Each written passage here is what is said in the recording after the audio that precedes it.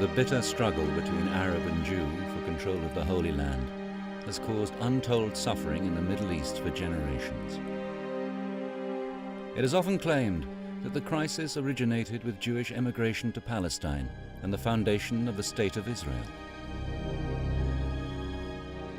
Yet the roots of the conflict are to be found much earlier, in British double-dealing during the First World War.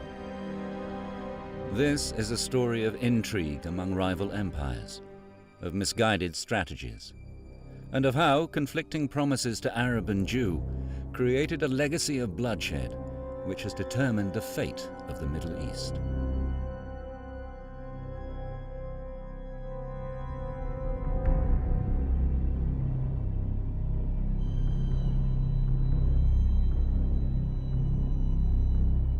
During the First World War, the British, the French, and the Russians had these secret plans to carve up the Ottoman Empire because they believed that would balance out their imperial ambitions, but tough luck for the Turks, the Arabs, and anyone else who got in the way. Certainly, all the seeds were planted then, in the sense that it was the British who promised the Arabs independence on the one hand, and a Jewish homeland on the other, and you could not simply reconcile one with the other. The British scattered promises to anyone who might be of some use to them without thinking about the consequences. So British duplicity, British double-dealing went a long way to perpetuate the conflict in Palestine. At the end of the day, when you're fighting a war, you are very liberal in what you're offering in terms of a post-war settlement. When you get down to the conference table when the war has ended and you have to start honoring your agreements, you then have to decide what's in your interest or not. And the British saw the Middle East as a western flank for their power in India and their power in Asia in general. The story of Britain's involvement in the Middle East and the ensuing struggle between Arab and Jew begins with her colonial past. At the beginning of the 20th century, King Edward VII ruled over a vast empire with interests in every part of the world. India became increasingly important because it was the second pillar of British power in the world. Moving the Indian army about was extremely important in extending British interests and British influence across the globe. And the Suez Canal was, of course, the quick way to do that. It's very important for the British geopolitical position to ensure the Suez Canal remains safe and secure.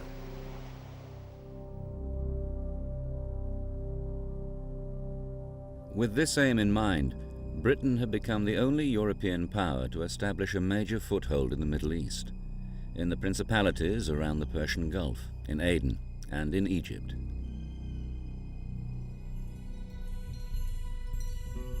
Britain had annexed Egypt from Turkey's Ottoman Empire in 1882, and by the time it was made a protectorate in 1914, Cairo had become the center of British power in the Middle East. The presence of imperial troops in the region was of vital strategic importance, for the Ottoman Empire under Sultan Muhammad V was in alliance with Britain's much-feared rival, Germany. Together with the Austro-Hungarian Empire, these countries made up the Central Powers, and pitted against them were the three allies, Britain, France, and Russia.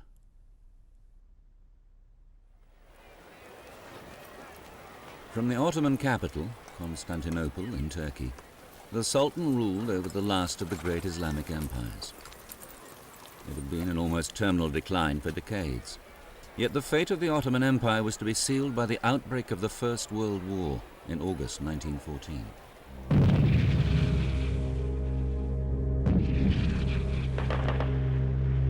In Europe, Germany's rapid advance was halted by Britain and France along the Western Front.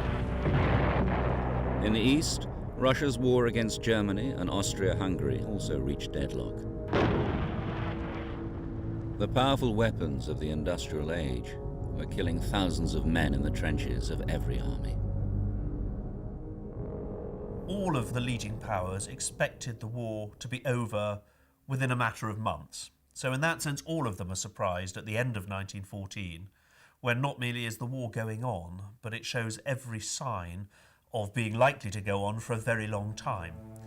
At that point, they begin to think about new ways of winning the war. Britain's Prime Minister Asquith felt that with the stalemate in Europe, it was essential to widen the conflict. Together with Foreign Secretary Lord Grey, Minister for War Lord Kitchener, and the First Lord of the Admiralty Winston Churchill, they masterminded a complex strategy to undermine the Central Powers. This was a global war, and the British saw the Middle East very much in a global context. The traditional British preference for sideshows, as people unfavorably call it, the indirect strategy, the way of attacking the soft underbelly, as Churchill called it, of the enemy. And the soft underbelly was seen to be Turkey. Britain's secret plan involved on the one hand a military diversion, and on the other a devious use of diplomacy through bribery, subversion, and double dealing. All these devices focused on the enemy's weakest link, Turkey's Ottoman Empire. Diplomacy in general has always had a secret dimension to it, but where discretion ends and conspiracy begins is an open question. But during the period up to and during the First World War, there was a particularly intense set of negotiations and discussions between the major imperial powers, between the French, the Russians, and the British in particular, cutting in the Italians as well, about what would they do when the war was over and when the Ottoman Empire broke up. The British government hoped that by striking a deal over the spoils of war, it would strengthen the alliance against the Central Powers. Amongst the Allies, Russia had long sought access to the Mediterranean. In a secret treaty of March 1915, Britain and France offered what was to the Tsar a prize of vital geopolitical importance: Constantinople. It is that key outlet into the wider world and into the Mediterranean. And it is the one thing, of course, the British and the French have been attempting to prevent the Russians from achieving. So this is a complete volte-face. This is the British, the French and the Russians coming to an agreement over something which was, up to this point, almost inconceivable. Italy's King Vittorio Emanuele was another target for bribery. Britain, France and Russia tried to tempt Italy, a pro-German state, to join the Allies. In April 1915, a secret treaty offered Italy a substantial bit of Ottoman real estate in Anatolia. Again, it's another power coming into the equation and being offered territorial advancement which in normal circumstances would have been quite inconceivable. The bribe worked. Italy joined the Allies and declared war on the Central Powers in August 1915. But Britain's strategy to undermine the enemy via the Ottoman Empire also required subversion. By using domestic opposition to weaken, maybe even destroy it, Britain exploited a new movement sweeping through the empire: nationalism. Nationalism in the sense of believing that there are peoples with a clear cultural identity and that these people should live independent. That idea spread to the Middle East as to other parts of the world in the latter part of the 19th century. So you had the beginnings in the Ottoman Empire of a Turkish nationalism. This came to a head when the Young Turks took power in a coup in 1908 and started to impose their language and culture on the Arabs of the empire. But this only reawakened an interest amongst Arabs in their own heritage.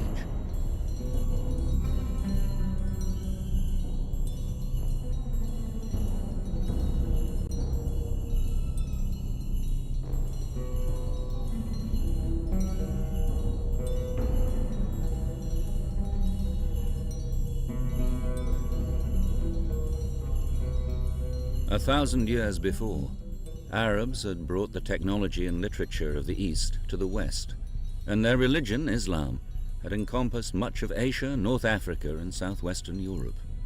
The idea of recovering that historic grandeur had remained in the consciousness of Arab intellectuals. By the start of the First World War, the antagonism between Arab and Turk had increased. The very fact that the Turks were saying, we want to have a unified empire, meant the Arabs said, wait a minute, we're not part of this. So all of this literary and nationalistic revival then took a much more political form, and therefore you got the emergence of Arab nationalism. They had arrived at the conclusion that remaining in the Ottoman Empire was becoming hopeless, that they couldn't actually share power with the Turks. And they began thinking of having their own state. By the summer of 1915, British intelligence confirmed that the Arab nationalist movement was the breakthrough the government was looking for. Britain and her French ally dispatched officers to sound out Arab leaders. Both the French and the British started, you could say, seducing various local Arab leaders that if you side with us, we'll give you your independence. So why don't you leave the Ottomans? And various people were tempted as a result. If they thought they could actually gain independence, why not side with the Europeans against the Ottomans? The idea was to tempt the Arabs into a revolt against their Ottoman overlords and create a diversion which would tie down the Central Powers in the Middle East.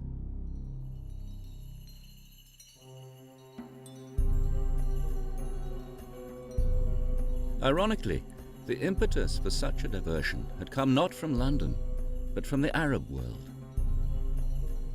In the Hijaz, in Western Arabia, Sharif Hussein, its ruler, was set on extending his political and geographical domain. He believed he might be able to do it with the help of the British. In turn, the British were impressed by Sharif Hussein's family credentials as custodians of the holy places of Islam. They called themselves Hashemites. They're called the family Hashemites because that's the family or the tribe of the Prophet Muhammad. They were the Bani Hashim, the sons of Hashim. So Sharif Hussein was the leader of the Hashemites. He was the person responsible for Mecca and Medina.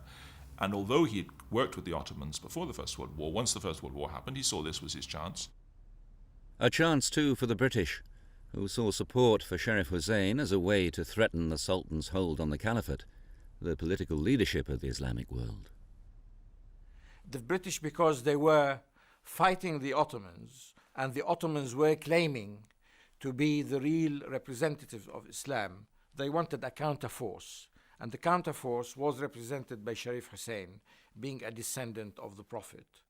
But Sharif Hussein was speaking of liberating Arab lands, building a new national state.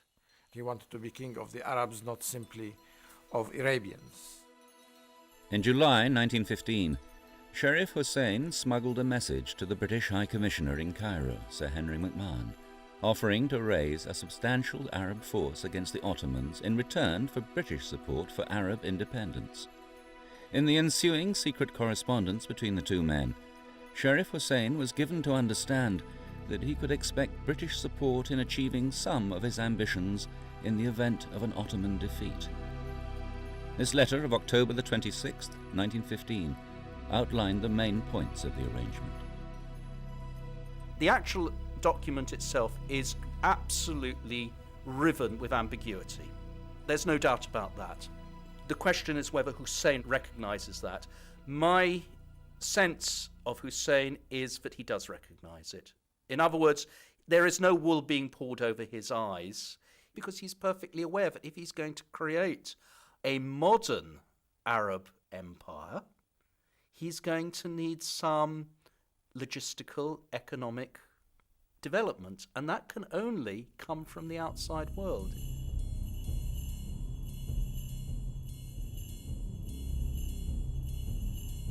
Taking Britain's assurances of support at face value, Hussein, together with his sons Faisal and Abdullah, amassed a sizable force.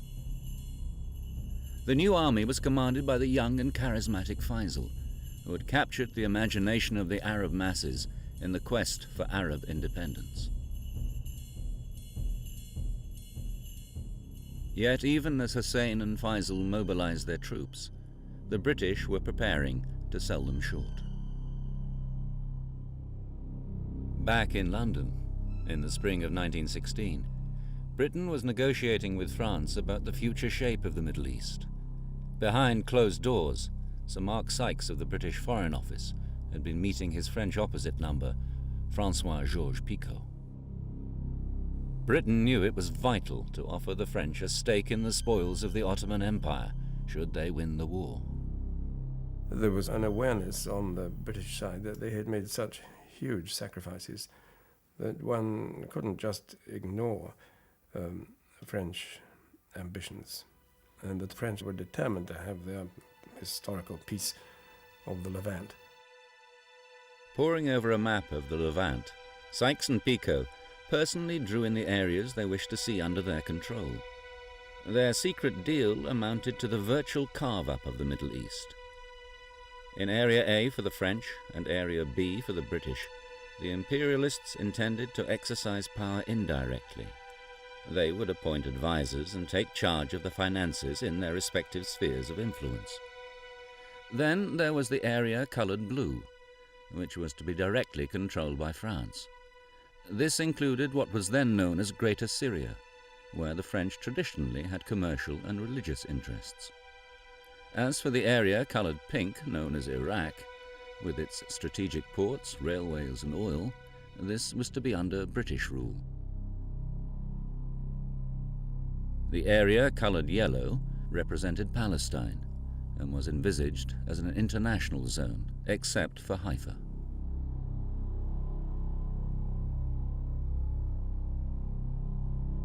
What the British wanted was the oil of Iraq, and they concentrated on getting Iraq and getting away from Iraq to the Mediterranean in order to transport this oil. So they got Haifa on the Palestinian coast, and they got most of Iraq. The Sykes-Picot agreement was a pretty shameful document, and I wouldn't attempt to defend it. But it was drawn up by people who were sort of operating under the old kind of balance of power considerations in an imperial frame of mind.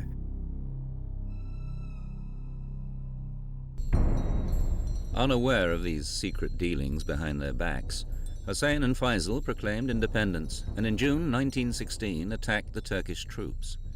The Arab revolt against the Ottomans had begun.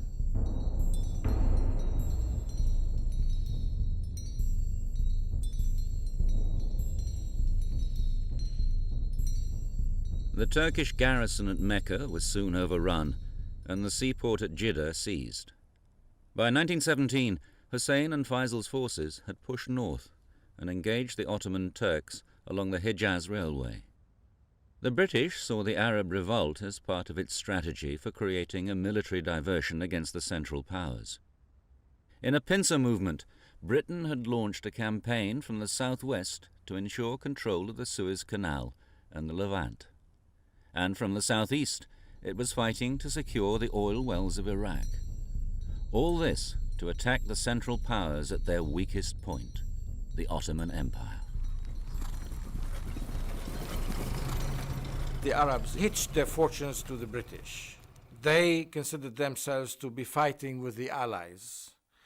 But at the same time, they were not merged into the British Army, that they continued to act as an independent army called the Northern Army.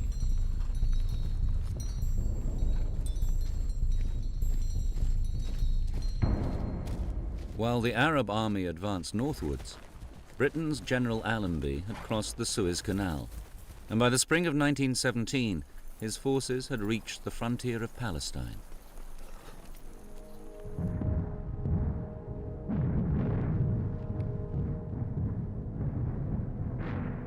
The war in Europe, however, was still not going well for Britain. The attempted push through the German lines at the Somme had produced little territorial gain, and the cost in lives was colossal. In London, there had been a change of leadership. The new Prime Minister, Lloyd George, felt that the Allied war effort needed a fresh impetus.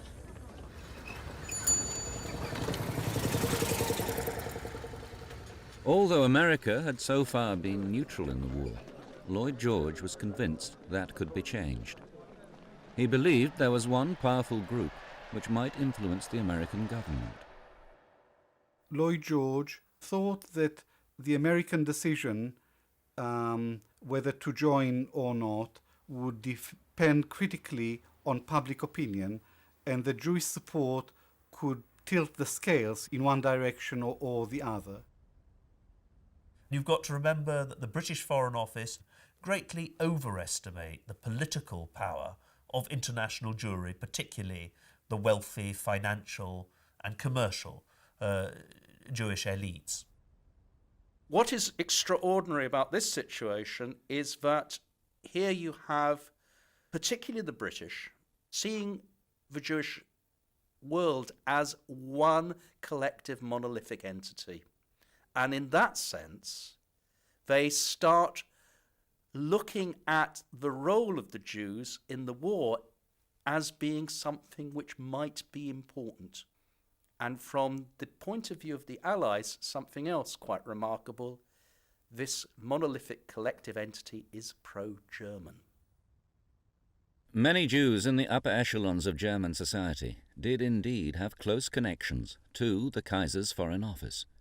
A new Jewish nationalist movement, Zionism, had also been able to establish its headquarters in Berlin. Zionism had originated in the 1880s after Theodor Herzl published a book espousing the virtues of a Jewish state. This caused a sensation amongst Jewish intellectuals in Germany, Austria and Russia, who shared Herzl's outrage at the escalation of anti-Jewish sentiments.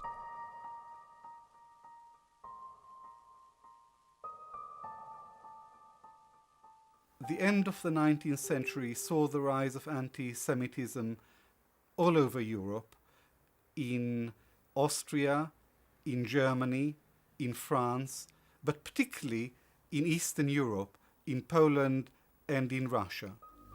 And the pogrom against the Jews in Russia gave rise to the establishment of Hovevei Zion, the lovers of Zion, societies in a number of Russian cities who started to promote and to finance and to sponsor colonization, emigration to Palestine.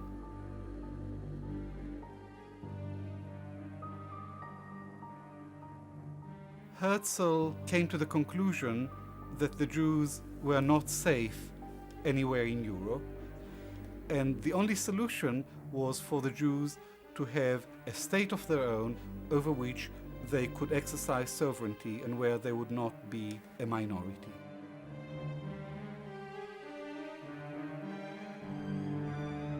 What had also given Zionism its appeal was the way in which it fitted in to historic Jewish aspirations. Scattered throughout the world, since the destruction of the Jerusalem temple in the 1st century AD, many Jews had cherished the idea of returning one day to what their scriptures had told them was the Promised Land. In fact, there had already been a small community of indigenous Jews in Palestine. But even when some European Jews established settlements throughout the late 19th century, the whole Jewish community by 1914 constituted barely 8% of the population.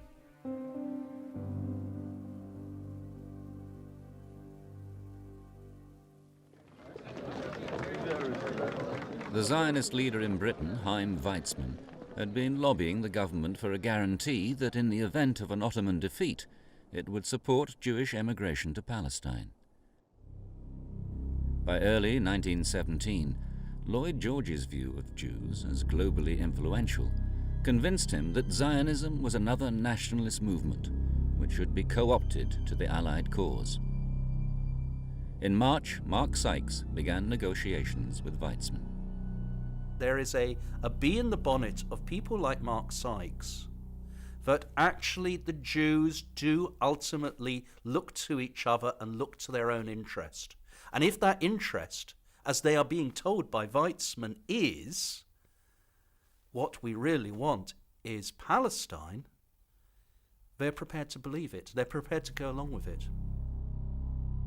As negotiations with Weizmann continued over the following months, the war deteriorated rapidly for the Allies.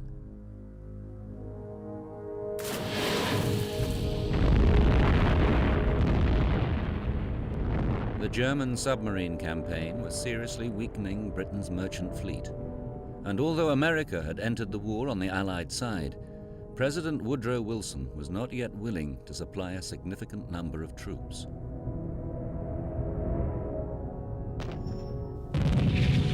Britain's latest attempt to keep up the pressure on the Western Front soon became bogged down in the muddy trenches of Passchendaele. As thousands of young men's lives were wasted in another fruitless campaign, morale amongst the soldiers plummeted. But the most serious threat to the Allied war machine came from the east. Russia was on the verge of collapse. After massive defeats at the hands of the Germans, the war-weary country was disintegrating, with food shortages, strikes, and demonstrations. When the Tsar was deposed in a revolution, Britain and France became greatly alarmed. The point is that once Russia and its war effort begins to collapse, essentially the Germans have won the First World War unless they bring the Americans in. There's no way that the British and the French on their own are ever going to defeat Germany.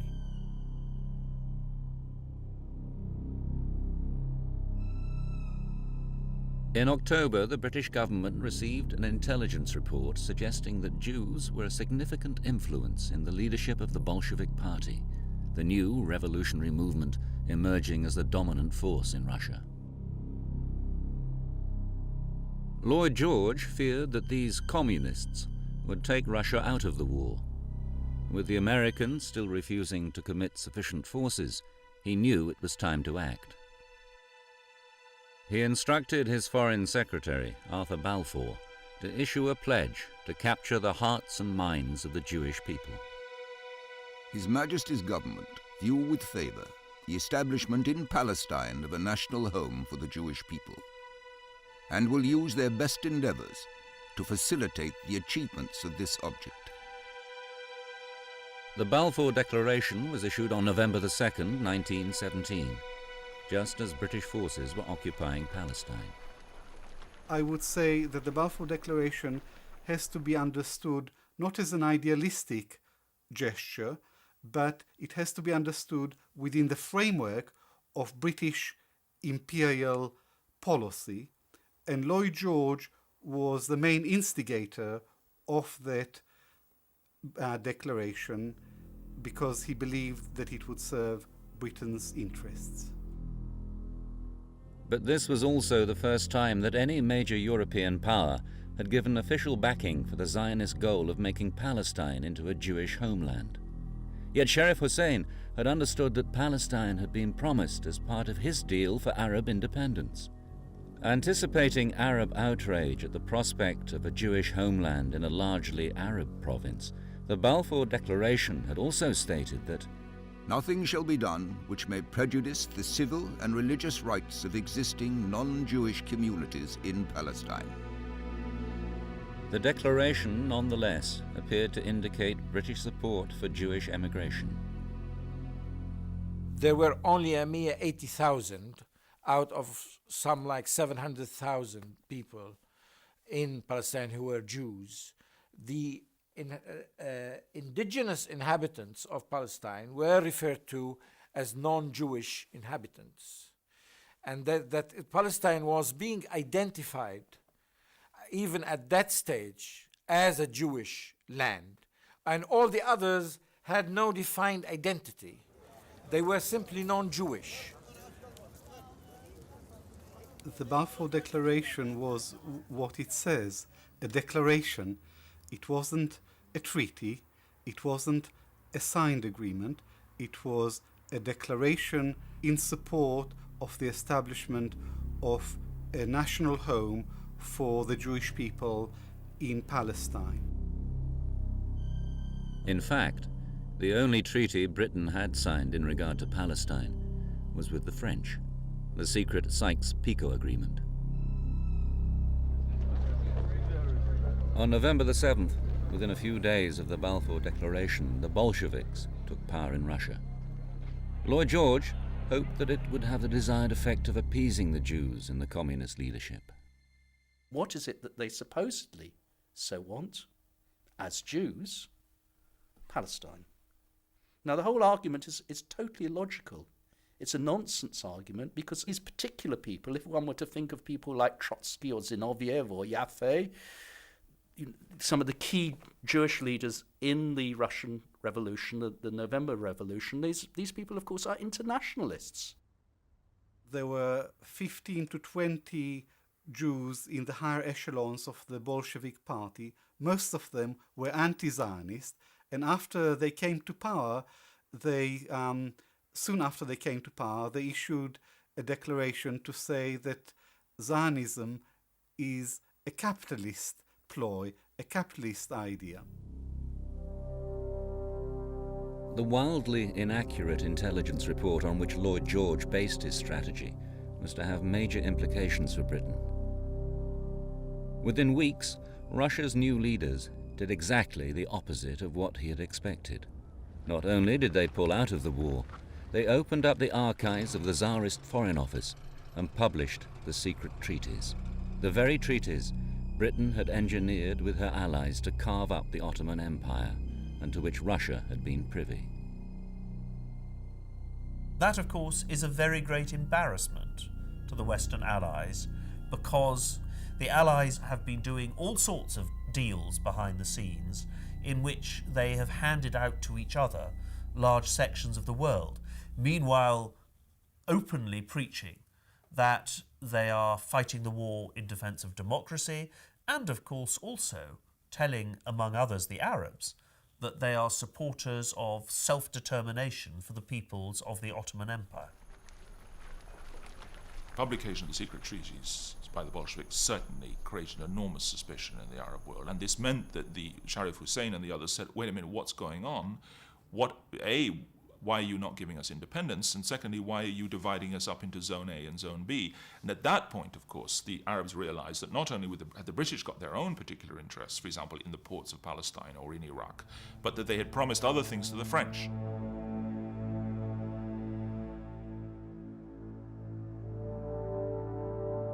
Amid Arab confusion and suspicion, General Allenby entered Jerusalem on foot, together with Sykes, Picot, and a number of other Allied notables. His British-led forces had captured the Holy City in December 1917. The leaders of the Arab revolt, however, were nowhere to be seen.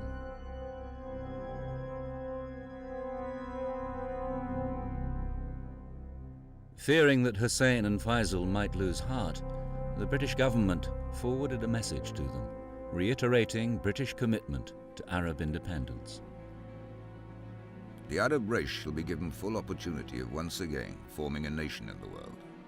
This can only be achieved by the Arabs themselves uniting, and Great Britain and her allies will pursue a policy with this ultimate unity in view.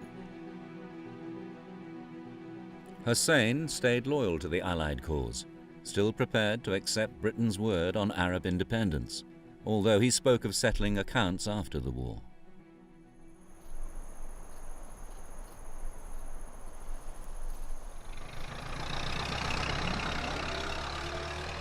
From Allenby's point of view, he continued to rely on Arab support in the war against the Ottomans. But now that Jerusalem had been occupied by the British, one party seized the initiative.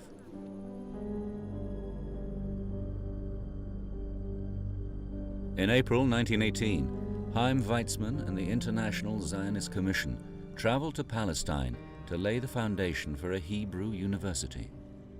Their hope was that it would become the intellectual hub of Zionism. Weizmann's visit, however, caused widespread alarm and indignation among the Arab population. And when he and the chief rabbi of Jerusalem met General Allenby, it looked as if Britain was preparing to honor the Balfour Declaration.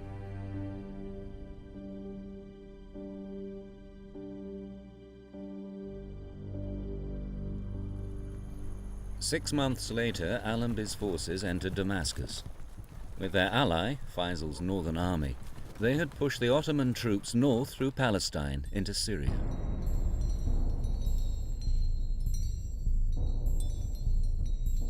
The Arab revolt did contribute to the victory of the Allies. First of all, it protected the British flank in Palestine.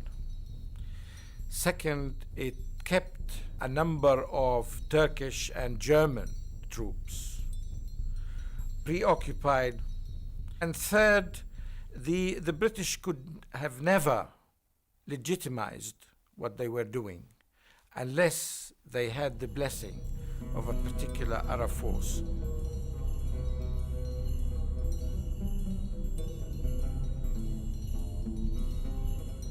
On the 3rd of October, the people of Damascus flocked to Faisal's victory parade. If he was to seize power, he knew it was of great importance to make his presence felt and to be seen by the Arab people as their liberator.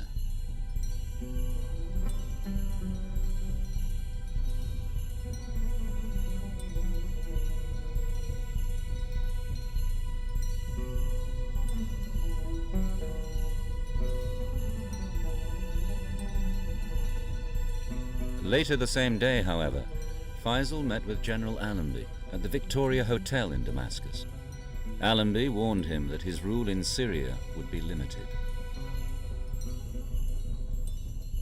The British, by that time, knew that they were going to hand over Syria to the French, so they couldn't actually accept Faisal as a legitimate ruler. All they could do is to pay him his salary and the expenses of his army and his administration. Undaunted by Allenby's warnings, Faisal assumed the title of governor of Damascus. With the support of his father, Sharif Hussein, he set about creating a power base for their goal of an independent Arab state. On the 31st of October, the Ottomans were finally defeated. And at 11 o'clock on the 11th of November 1918, the guns fell silent in Europe as the war with the Central Powers came to an end.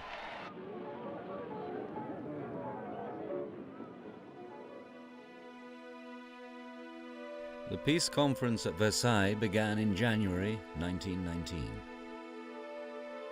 Representatives of the victorious Allies, such as the French Prime Minister Clemenceau and the American President Woodrow Wilson, gathered to sort out what was to be done with the former territories of the defeated empires. Now, the liberal use of promises by the British government had to be prioritized. They did indeed make pledges to the Arabs, but they also made pledges to the Jews. And they also made pledges to the French and the Russians and everybody else. And these people saw the world as an imperial world. Not only did they want to carve out the Middle East, they wanted to carve out Russia. They thought this was the last great moment in which the imperial powers would be able to sit down and grab what was going, particularly since there was no one to stop them. But Britain and her old ally France were up against the American President Woodrow Wilson's vision of a new world order, which promoted national self-determination. Once independence had seemed to be a possibility, that this principle of self-determination, supported by the Americans, was going to be offered to all those who were to be liberated from former empires like the Habsburgs and the Ottomans. What the Palestinians wanted was an independent state. In fact, Faisal had come from Damascus to plead the Arab cause. But the future of Palestine and the Middle East formed part of Britain's pledge to France in the Sykes and Picot carve-up.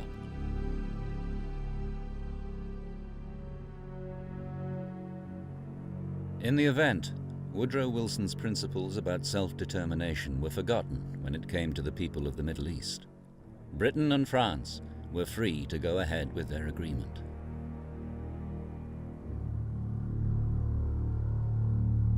But what of the promises Britain had made to the Jews regarding Palestine? Foreign Secretary Arthur Balfour, in a confidential memo during the Versailles peace talks with America, France, and Italy, wrote, The four great powers are committed to Zionism, and Zionism, be it right or wrong, good or bad, is rooted in age-long traditions, in present needs, in future hopes, of far profounder import than the desires and prejudices of the 700,000 Arabs who now inhabit that ancient land. That might sound like a warm endorsement of Zionism, yet further in the post-war memorandum, Balfour hints at a much more cynical agenda. So far as Palestine is concerned, the powers have made no declaration of policy, which at least in letter, they have not always intended to violate.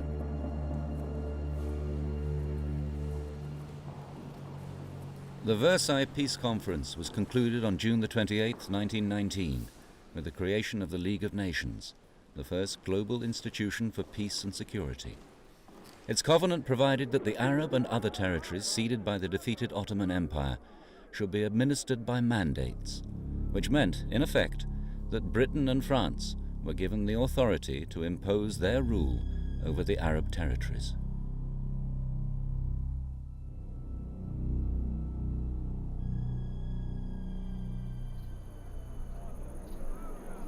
On November the 21st, 1919, François-Georges Picot, the co-architect of the Sykes-Picot Agreement, and the French General Gouraud arrived in Beirut. And so began the imposition of the French mandate for Syria and Lebanon.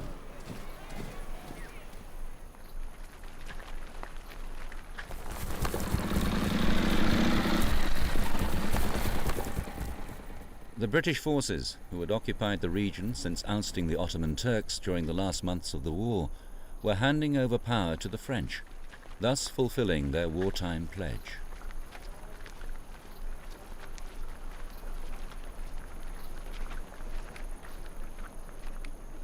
Faisal, who had been the governor of Damascus now for 16 months, had been consolidating his position. When he was proclaimed king by the Syrian National Congress, the French were incensed, and General Gouraud sent in his troops. By August the 7th, 1920, Faisal had been deposed and had to flee to Palestine.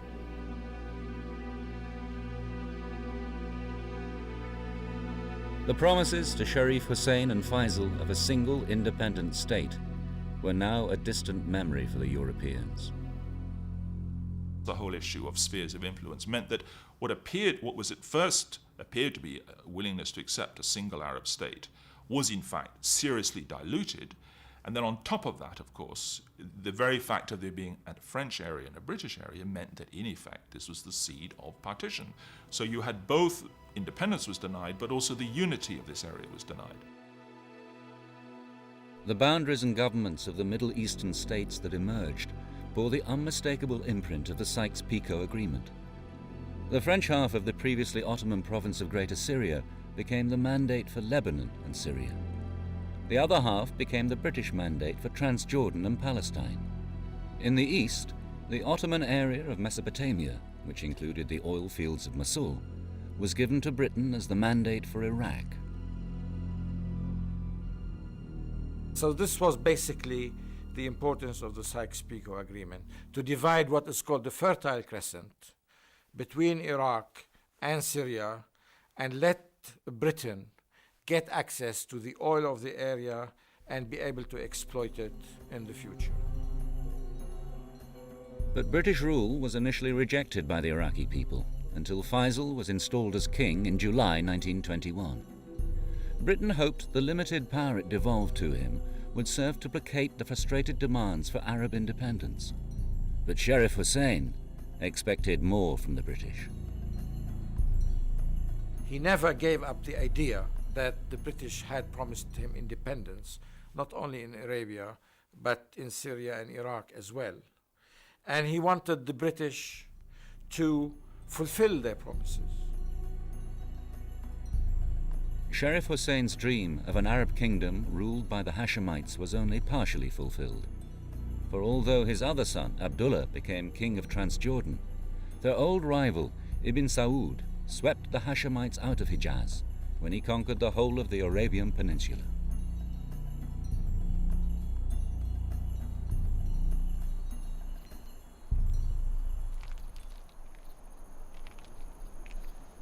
In Jerusalem, an administration was established by the British in the spring of 1920. There were no plans for devolving power in Palestine.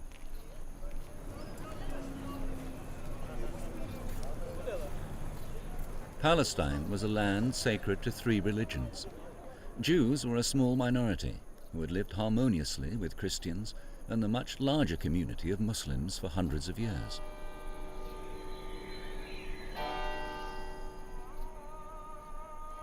But the Balfour Declaration, promising Jews a homeland in Palestine, had been incorporated into the British mandate at Versailles. Palestine was thus to be opened for new European Jewish immigration.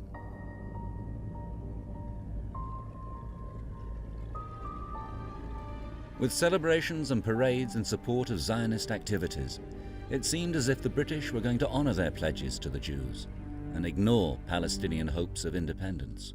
The Arabs had a strong case, but very poor advocates. The Zionists had a case. It wasn't as strong as that of the local Arabs, but they had brilliant advocates. Zionism is one of the greatest public relations success stories of the 20th century, and Chaim Weizmann exemplified these traditional Jewish skills of advocacy and persuasion. Some of these skills were clearly in evidence when Weizmann and various Zionist groups helped finance land purchases and the building of settlements for immigrant Jews. At the same time, political and security organizations were created to support the emerging Jewish homeland.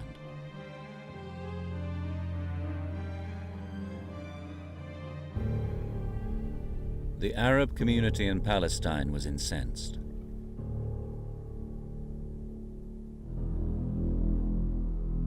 The Palestinians couldn't conceive their country being divided or given away to another community which had nothing to do with the Middle East in the first place and was almost wholly European at the time. So to them, it seemed absurd that 600 to 700,000 should give up their land, their homes, their villages, their towns, and hand them over to a minority which was dispersed throughout Palestine. And Palestine, after all, is named after its people, who are the Palestinians.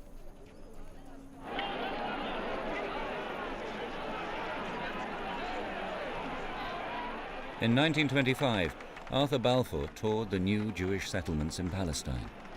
Although he was fated as a hero of the Zionist cause, the immigration of European Jews was to have unforeseen consequences for British rule in Palestine.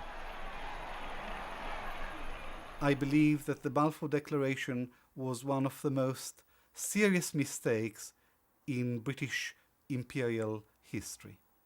It committed Britain to support of Jewish nationalism in Palestine after the war, and it did not produce any immediate benefits for Britain. Without the Balfour Declaration, there could have been no genuine development of a Jewish national home, and the follow-through in 1948, where you get the creation of a State of Israel, simply would not have happened. It requires the umbrella of the British to be there, in effect, to support the emerging Jewish national home, militarily at the bottom line. The very fact that there are British troops, British policemen there to protect the Jewish communities is ultimately central to the situation. It could not have been done in any other way.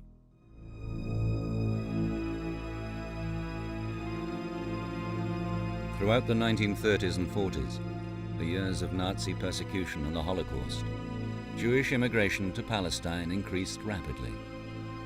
But what was seen by the Arabs as an alien incursion and the Jews as a fulfillment of historic rights led to polarization and violence.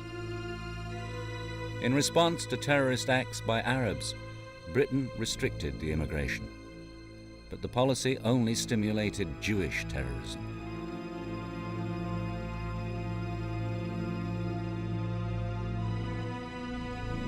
Against this background, Britain relinquished its mandate, and the State of Israel was born in 1948. When the first of several wars between the new state and its Arab neighbors began, thousands of Palestinian Arabs fled their homeland. Thus, the strategies employed by Britain to win the First World War inadvertently left a deep divide between Arab and Jew. The most serious consequences of British policy during the war was the encouragement of Arab nationalism and Jewish nationalism.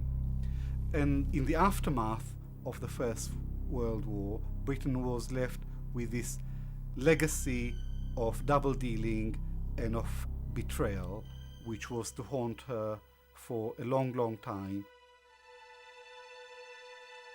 Clearly, it played a role in dividing the Arab world into different states, in allowing the establishment of the State of Israel, and in frustrating Arab desires. But if what happened in Sykes-Picot and everything else that happened in the First World War is used as an excuse for the problems of the Middle East now, I think that would be a mistake. But yes, the roots of what we see today certainly arose from the double dealing of the First World War and from the frustrated expectations of that time.